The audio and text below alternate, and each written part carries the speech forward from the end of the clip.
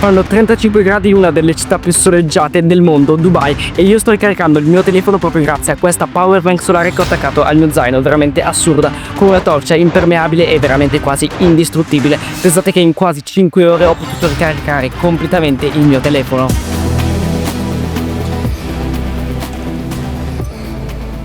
Infatti qui dentro c'è proprio la power bank solare che ho acquistato su AliExpress per una decina di euro, e specialmente questo è il modello con 4 pannelli solari e la versione da 25.000 mAh di capacità, quindi per intenderci circa 4-5 volte la batteria di un normale telefono, o almeno questo è quello che avrei pensato fino almeno alla metà del video. Devo dire che effettivamente è un bel mattone, si sente già perché pesa circa 500 grammi, e la sua particolarità appunto è quella di avere 4 pannelli solari anziché una come le solite power bank solari, che ci permette quindi di ricaricare circa 4 volte di più. E l'unica cosa negativa che finora ho notato è che non c'è nessun magnete che tiene fermi i pannelli solari, e quindi potenzialmente si potrebbero riaprire in qualsiasi momento. Però direi che su questa scrivania è un po' difficile testare veramente le sue funzionalità, quindi direi di spostarci in una delle città che si colloca tra le top 10 delle città con più giorni di sole durante l'anno, Dubai. Infatti ora ci sono circa 35 gradi e direi che di sole per ricaricare la power bank non ne manca. Quindi l'ho già attaccata allo zaino anche con un sistema di spago e moschetti che ho creato io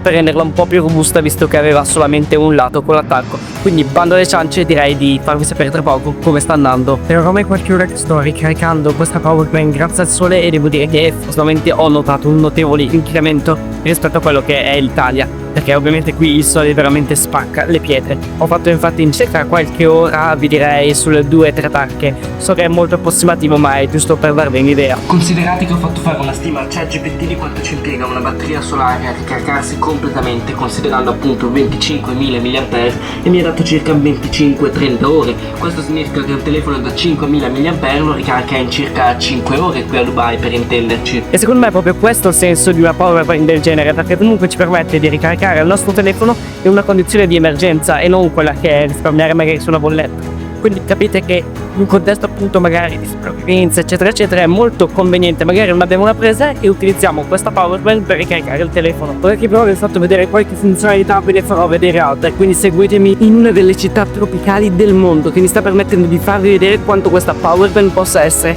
impermeabile. Ovviamente non garantisco nulla perché su AliExpress e su Amazon non c'è scritto nulla riguardo appunto all'impermeabilità, però perlomeno diciamo che abbiamo una copertura per le prese che quindi garantisca perlomeno quel minimo di impermeabilità necessaria magari nella vita di tutti i giorni. Ho notato anche che purtroppo non arriva assolutamente a 25.000 mAh, perché stiamo parlando che in realtà è circa 5-10 provando a caricare il mio telefono. Quindi andiamo un attimo a casa e facciamo le conclusioni finali. Non prima di aver parlato del suo funzionamento però, quindi com'è possibile in una giornata ricaricare completamente il tuo telefono senza connetterlo alla presa di corrente? In realtà la spiegazione è molto più facile di quello che ti aspetti. Non starò assolutamente qui filo per segno a spiegarvi ogni singolo procedimento, ma vi spiegherò in linee generali come funziona, e almeno per darvi un'idea. Gli elettroni presenti nello strato sotto, quelli del silicio P, una volta colpiti dai fotoni, che sono particelle prive di massa ma ricche di energia che viaggiano con la luce solare, si spostano verso il silicio di tipo N, lasciando una lacuna, un buco. Il fotone sarà quindi tendente a tornare alla sua buca per riempirla, passando per il cavo a cui è attaccato il pannello solare. E con questa spiegazione semplice ma abbastanza completa avete in testa un'idea di come funzioni effettivamente un pannello solare, e nello specifico una power bank solare. E sì, anche se impermeabile, quasi indistruttibile, con una torcia che ricarica davvero,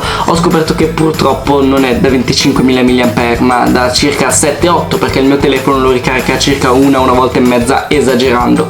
Quindi lascio a voi l'opinione nei commenti, scrivetemi cosa ne pensate, se lo acquisterete e se è un prodotto che effettivamente può essere utile nella vita di tutti i giorni oppure in condizioni di sopravvivenza. Io ti ringrazio di essere arrivato fino a questo punto del video, e se vuoi rimanere ancora in mia compagnia ti lascio qui a schermo un altro video. Ci vediamo nel prossimo video, allora ciao ciao ciao ciao.